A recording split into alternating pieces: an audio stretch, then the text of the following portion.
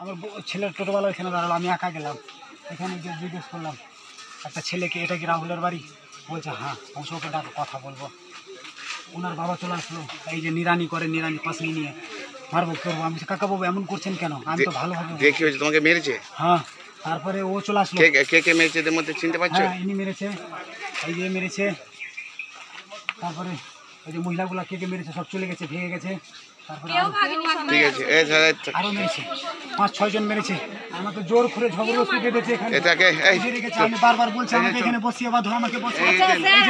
বউয়ের খোঁজে মালদা থেকে বর্ধমান পূর্বস্থলীতে এলে ইলেকট্রিক পোলে স্বামীকে বেঁধে রাখে গ্রামবাসীরা। বেশ কয়েক বছর আগে মালদার বিপ্লব মণ্ডলের সাথে ঝুমা মণ্ডল বিবাহ বন্ধনে আবদ্ধ হয়। আবার বছরখানেক আগে পূর্বস্থলীর বাসিন্দা রাহুল দাসের সাথে ফোনে ঝুমা মণ্ডলের পরিচয় হয়। তখন সে পূর্বস্থলীতে এসে বিয়ে করে সংসার পাতে রাহুলের সাথে। রাহুলের পরিবারের দাবি, মাস 6 পর ওই মহিলার বাপের বাড়ি লোকজন এবং প্রাক্তন স্বামীর বাড়ির লোকেরা মহিলাকে ফিরিয়ে নিয়ে যায়। তারপরে রাহুলের সাথে আর যোগাযোগ নেই ওই মহিলার।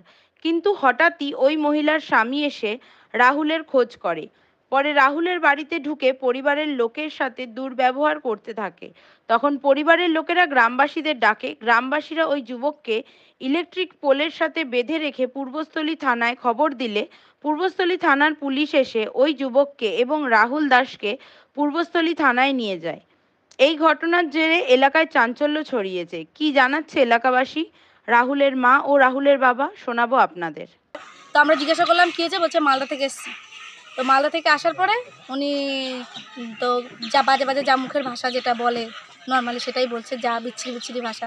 তো সবাই আমরা জিজ্ঞাসা করলাম যে ব্যাপারটা কী হলো। বলছে আমার বউ এই বাড়িতে আছে। তো ওর বউ তো এখানে নেই, 6 মাস আগেই থানা থেকে নিয়ে গেছে। 1 বছর হয়ে গেছে, 6 মাস 1 বছর হয়ে গেছে, ওর বউকে নিয়ে চলে গেছে। তো এখন ওর বউকে খুঁজতে এসছে। ওর বউ তো এখানে নেই। আর রাহুলের মা, রাহুলের বাবা আর রাহুলের ভাইকে বাজে বাজে ভাষা মারছে। সবাই লোকজন বাড়ি থেকে দৌড় এসছে, পাড়ার সবাই দেখছে আর কি করবে। আচ্ছা, আপনি কি শুনছিলেন এসে? আমি এসে দেখছি যে ছেলেটা বাজে বাজে ভাষা করছে। আর দুজন ছিল, একজন আর দুজন। আপনার বাড়িটা কোথায়? আমার বাড়ির সাইডে, এই রাহুলের বাড়ির সাইডে, ওপর সাইডে, রাস্তার ওপাশে। এই যে ঘোরাঘুরি করছে, ওর বাবা ওকে ডাকছে, ওর বাবা মাঠে যাচ্ছিল, যে বেরিয়ে এসে বলছে কে তুমি? বলছে ভিডিও করছে, দেখছে সমানে মোবাইল না। আমিও জিজ্ঞেস করলাম কে ভিডিও করছে, তুমি কে সাংবাদিক নাকি? বলছে না, আমি কোনো সাংবাদিক নই, এ বাড়িতে কে আছে আমি দেখছি। তো আমি বলছি দেখছো তো কে আছে, যে নাম ঠিকানা বলো। বলছে না, এই তুই কে, রাহুলের মা? তো আমি বলছি হ্যাঁ। বলছে এই কথা বলে এক ধাক্কা মারলো আমাকে। আমাকে তো ধাক্কা মেরেছে। তখন আমার বাড়ির লোক রেগে গেছে, তুই ধাক্কা মারলি কেন? তখন ওর সঙ্গে এবার ধাক্কাধাক্কি, তখন আশেপাশে সবাই মিলে ধরলো ওকে। তো বলছে তুমি কে এরকম ধাক্কাধাক্কি করছো? কথা নেই, বার্তা নেই, ঠিকানা দিচ্ছে না। বলছে আমার বাড়ি। লাস্টে এবার ঠিকানা দিল, আমার বাড়ি মালদা।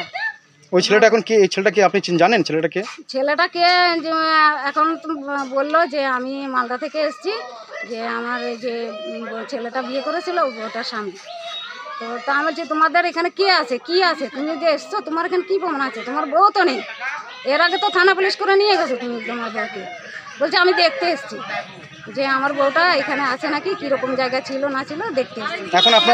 এখন আপনার বাড়িতে পুলিশ এসে, পুলিশ কি বললো বা কি হয়েছে? পুলিশ এসে তো ওকে নিয়ে গেল। কাকে নিয়ে গেল? ওই ছেলেটাকে নিয়ে গেল। আপনার ছেলেকে? আমার ছেলেকে নিয়ে গেছে। ওই যে ছেলেটা এসছে ওই ছেলেটাকে নিয়ে গেছে। আচ্ছা, এখন আপনারা কি করবেন ভাবছেন? তো আমি তো এটার প্রতিকার চাই, যেহেতু বউটা আমার কাছে নেই, ওরা থানা পুলিশ করে নিয়ে গেছে। আমার কাছে যদি থাকতো, আর যা ভাষা বলেছে, নোংরা ভাষা বলেছে, আমি তো বললাম কোনো ছেলে এরকম মাকে বলতে পারে না, যে এই ভাষাগুলো যা বলেছে।